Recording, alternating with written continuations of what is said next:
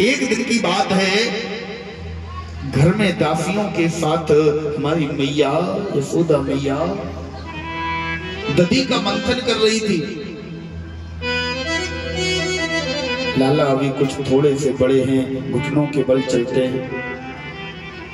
खेलते खेलते खेलते खेलते मैया के पास आए, बोले मैया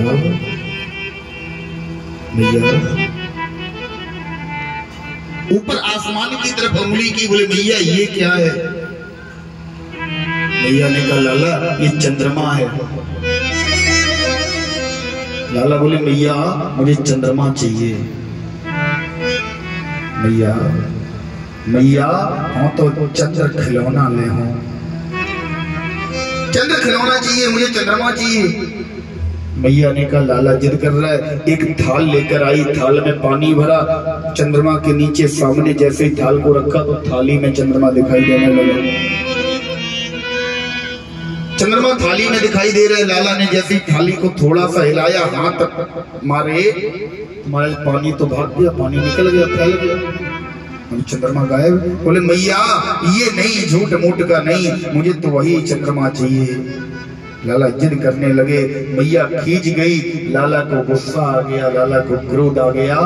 लाला ने एक जोरदार झटका उस मटकी में मारा तो मटकी फूट गई।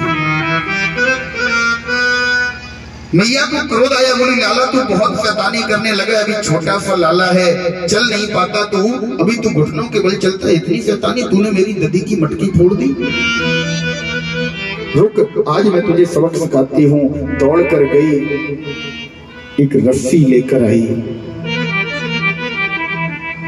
ब्रज में पहले ऊखल पाए जाते थे जिनमें माताएं धान कूटती थी। ऊखल में लाला को बांधने लगी। जिस समय लाला को बांध रही है, यशोदा मैया मन में विचार कर रही है कि ये मेरा लाला है। एक मिनट के लिए भूल गई कि ये कौन है। एक जीवात्मा परमात्मा को बांधने चली है अहंकार में। मन में अहंकार है, मन में घमंड है। और जिस समय यशोदा मैया लाला को बांध रही है, रस्सी को चारों तरफ घुमाया, चारों तरफ घुमाया, जैसे ही गांठ लगाना चाहा, बोले त्वदपि द्वयि अंगुलम न्यूनम, त्वदपि द्वयि अंगुलम न्यूनम। रस्सी 2 अंगुल छोटी पड़ गई। मैया फिर दौड़ कर गई, एक सुंदर रस्सी को उठाकर लाई, जैसे ही फिर से बांधना चाहा, उस रस्सी में जोड़ा, फिर से घुमाकर गांठ लगाना चाहा, तो तदपि द्वयि अंगुलम पुनः न्यूनम, फिर से रस्सी 2 अंगुल छोटी पड़ गई। मैया ने कम से कम 8-10 रस्सियों को जोड़ा, लेकिन जैसे ही गांठ लगाना चाहती है, रस्सी अपने आप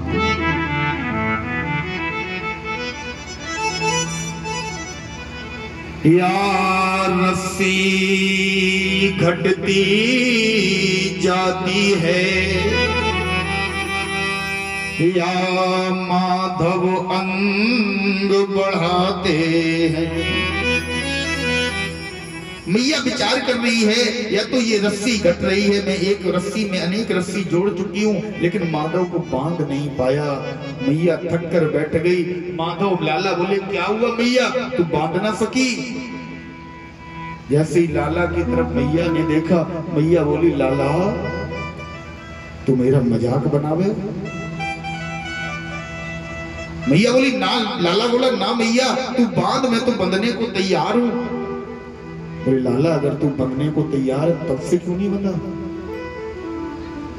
लाला तू ये मत सोच मैं भूल गई तू कौन है। मैं भली भांति जानती हूँ, जिस समय तूने मुझे जेल में दर्शन दिए, जिस समय तू मेरे पास आया, मैं भली भांति जानती हूँ मैंने तुझसे क्या कहा था कि जैसे सुलीला अति प्रियसीला, यह सुख परम अनूपा।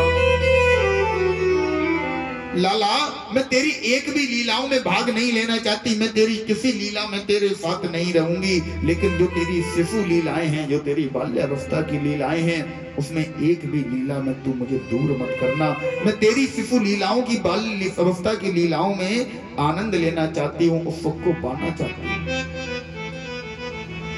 जैसे ही लाला ने देखा कि महाराज मैया के अंदर अहंकार नहीं है, मैया के अंदर घमंड नहीं है, आज जीवात्मा परमात्मा को बांधने चला है। जब तक घमंड था सारी रस्सियां छोटी पड़ती गई, लाला को बांध नहीं सकी मैया। और जैसे ही घमंड हटा, जैसे ही अभिमान का पर्दा फटा, जीवात्मा और परमात्मा के बीच में कोई भी नहीं है, सामने जीवात्मा सामने परमात्मा। आज लाला तुरंत उसी छोटी रस पड़ने वाली रस्सी से बंध गए। मैया अपने कार्यों में लग गई। इनके घर में 2 अर्जुन के पेड़ हैं आंगन में। लाला थोड़े हिले डुले ऊखल को गिरा लिया, ऊखल गिर गया, लाला घुटनों के बल चल रहे हैं। दोनों अर्जुन के पेड़ों के बीच से निकले ऊखल को फंसा दिया अर्जुन के पेड़ के बीच में। जैसे ही थोड़ा सा झटका मारा तो महाराज दोनों अर्जुन के पेड़, लाला के छोटे से झटके से दोनों अर्जुन के पेड़ गिर पड़े और सुंदर से 2 युवक पीतांबरधारी उस पेड़ों में से प्रकट हो गए। परीक्षित जी ने खड़े होकर प्रश्न कर दिया, बोले गुरुदेव ये पुरुष कौन थे, कौन प्रकट हुआ? बोले ये पुरुष रुद्र भगवान के 2 अनुचर थे। भोले बाबा के 2 गढ़ थे। यही दोनों पुरुष कुछ समय पहले जय और विजय थे। बोले फिर ये वृक्ष बनकर गोकुल में कैसे आए? बोले एक बार की बात है, ये दोनों पुरुष भोले बाबा के गढ़ थे। जिस समय, उस समय ये पुरुष दोनों शराब के नशे में, मदिरा के नशे में, बोले पारुणी मधुराम पीत्वा मूर्धा घृत लोचनो। शराब पीकर, दारू का सेवन करके, मदिरा का सेवन करके ये दोनों पुरुष एक सरोवर में युवतियों के साथ स्नान कर रहे थे।